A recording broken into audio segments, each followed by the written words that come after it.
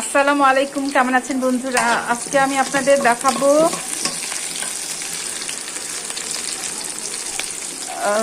ধুন্দুল দিয়ে চিংড়ি শুটকি রান্না। এটা খেতে খুবই ভালো, মাঝে মাঝে আমরা রান্না করি।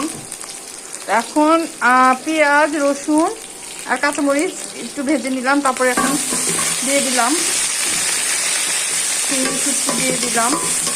দেখতে পাচ্ছেন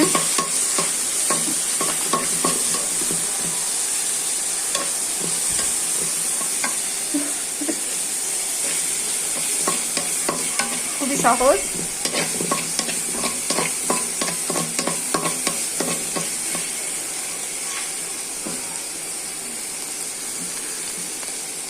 তারপরে এখন হলুদের গুঁড়া, মরিচের গুঁড়া, ধনিয়া জিরার গুঁড়া, লবণ দিয়ে দিলাম। খুবই সহজ।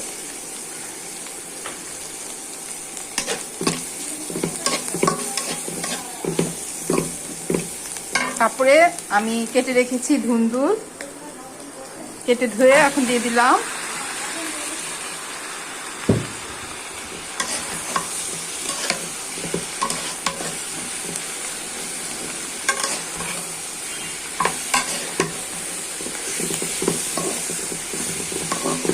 এখন পানি উঠবে, সেই পানিতেই হয়ে যাবে। চুলার আঁচ কমিয়ে ঢেকে দিব, হয়ে যাবে। কারণ ধুন্দুল তো অনেক নরম সবজি, এমনি হয়ে যাবে। দেখতে পাচ্ছেন, একটু কষিয়ে নিচ্ছি। কষানো হয়ে যাওয়ার পর পানি উঠবে।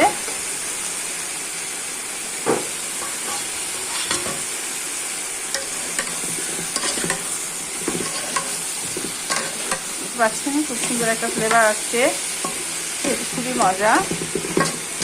দেখতে পাচ্ছেন বন্ধুরা।